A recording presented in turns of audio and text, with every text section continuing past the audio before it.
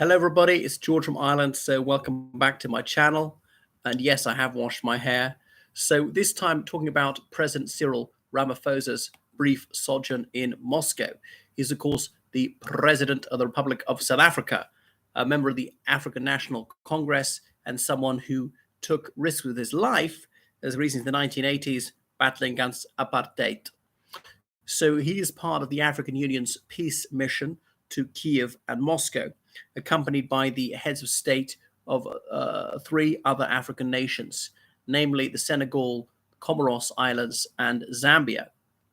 So the four African presidents, together with representatives of other countries such as Egypt and Uganda, they went to Kiev first of all, met President Volodymyr Zelensky, and they've traveled on to Moscow. I'm not sure how they traveled one to the other, perhaps via Belarus.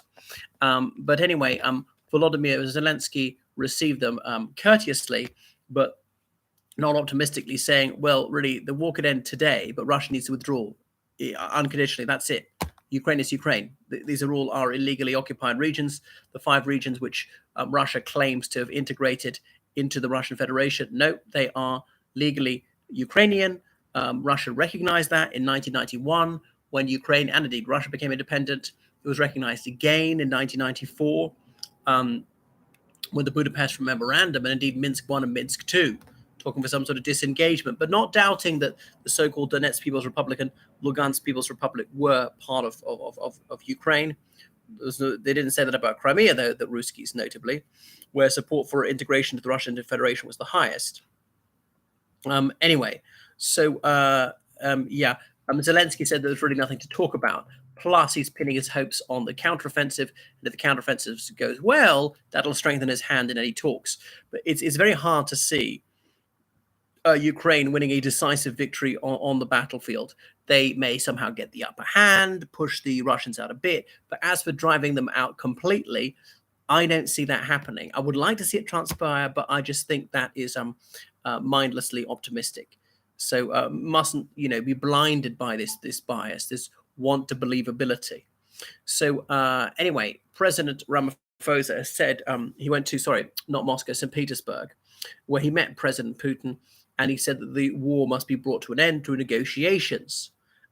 So Cyril Ramaphosa is offering himself as an honest broker, but is he one? He certainly has the ear of Putin. Remember, he's one of the BRICS nations, and suggesting he probably wouldn't arrest Putin if Putin came to South Africa. I don't know they would dare arrest Putin. If it was really that bad, they said, Putin, please don't come. Send somebody else. Send Sergei Lavrov, Dmitry Medvedev, anybody else, just not you. Or indeed they would leave. They would withdraw from the Rome Statute. The last thing they'll do is that, because they're getting the cheap oil and gas. Remember, they held joint naval exercises with Russia a few months ago. Their official position is neutrality on this, but Ramaphosa did use the word war, a word which can get you sent to prison in Russia up to 15 years for calling a war a war. Supposedly, it's a so-called special military operation. Anyway, so Cyril Ramaphosa, he published his 10 principles for ending the war, such as de-escalatory measures, but obviously Russia's not been providing confidence-building measures by subjecting Kiev to a bombardment whilst these African presidents are there. Could have accidentally killed them. So security guarantees for all countries involved. Well, wait a second, Ukraine said, we already had the security guarantees. You see what the Russian security guarantees are. Their guarantees of security are guarantees of insecurity, of unprovoked aggression. Another point is they have to recognize each other's sovereignty. And obviously the Ukraine said, yeah, well, they already did so a couple of times, including the Budapest Memorandum. We gave them our nuclear arsenal for free, yeah? And look what happened to us. They attacked us anyway. We bent over backwards to accommodate them, and they subjected us to this unprovoked war of aggression.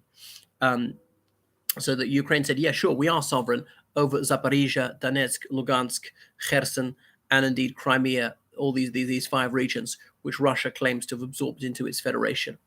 And to allow freedom of navigation through the Black Sea so that grain and other foodstuffs can be shipped out, particularly to African countries. And what else he said? Yeah, prisoners of war must be immediately exchanged. All those Ukrainian children taken to Russia must be returned to their parents. So far, so reasonable. Anyway, so the Republic of Congo also has got its relevant its delegates there, not to be mixed up with the Democratic Republic of Congo. Remember, the Republic of Congo was actually a Soviet ally in the Cold War, and Russia's got a cuddlier image in Russia in Africa than perhaps any other continent, partly because it was against Western imperialism, despite being a particularly retrograde and barbaric imperialist itself towards its immediate neighbors in Europe and Asia.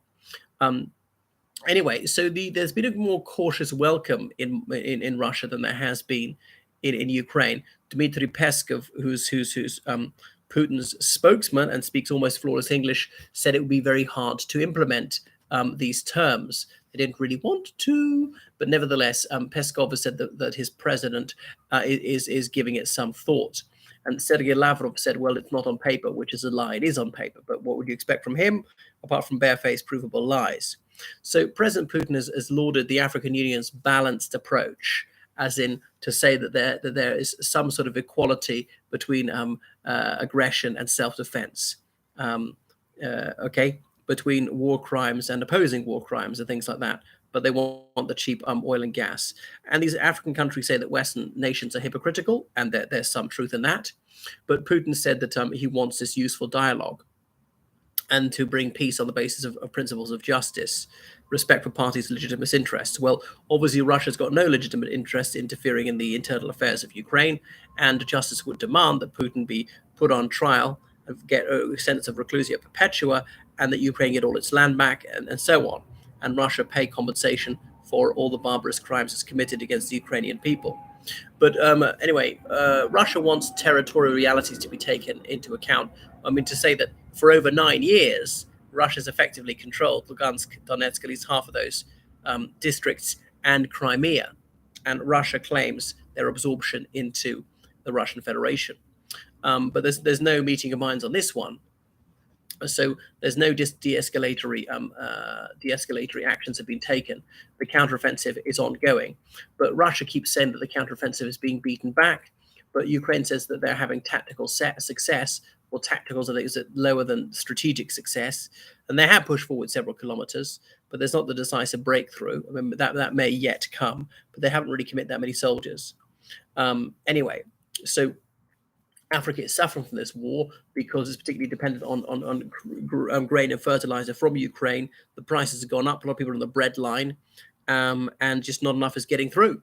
Remember, the Black Sea Grain Initiative is due to expire on the 17th of July. Russia suggested it will not permit another extension. They did say that last time, but just because they did allow it doesn't guarantee they'll extend it again. And they might say, well, allowing it didn't really generate any goodwill, didn't really pressurize the Ukrainians. They might try a different tack. We'll end the Black Sea Grain Initiative. We'll starve African countries, or maybe do more to help us end the war, or something like that. We'll blame the Ukraine. Well, obviously, it's completely Russia's fault. There was no difficulty exporting this grain until Russia's unprovoked war of illegal aggression. And the grain will be exported without any trouble were it not for that. Anyway, so President Zelensky said, would these African presidents please use their good offices to have political prisoners released? I think he mainly means prisoners of war, but maybe there are some people who really are political prisoners, civilians who got kidnapped, taken to Russia.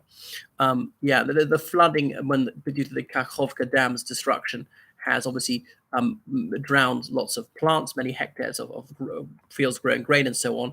About 45 people died in the flooding, which is surprisingly few. I'd rather it was none, but rather surprisingly few, considering how sudden it was, how deep the water is. I know you can drown in a puddle, but still, you're more likely to drown if it's several meters deep. The lack of boats, because they just weren't anticipating this. But yet more drownings will probably come to light in time. But so the Ukrainians are attacking around Liman, Bakhmut, Advika, and Marinka, and so on. All right, thank you very much for watching this channel. So please donate on PayPal, georgecallahan79@gmail.com. Toodaloo.